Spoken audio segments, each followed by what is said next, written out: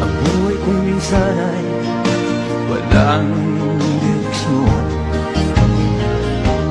Tila kay lupit-lupit itong panahon.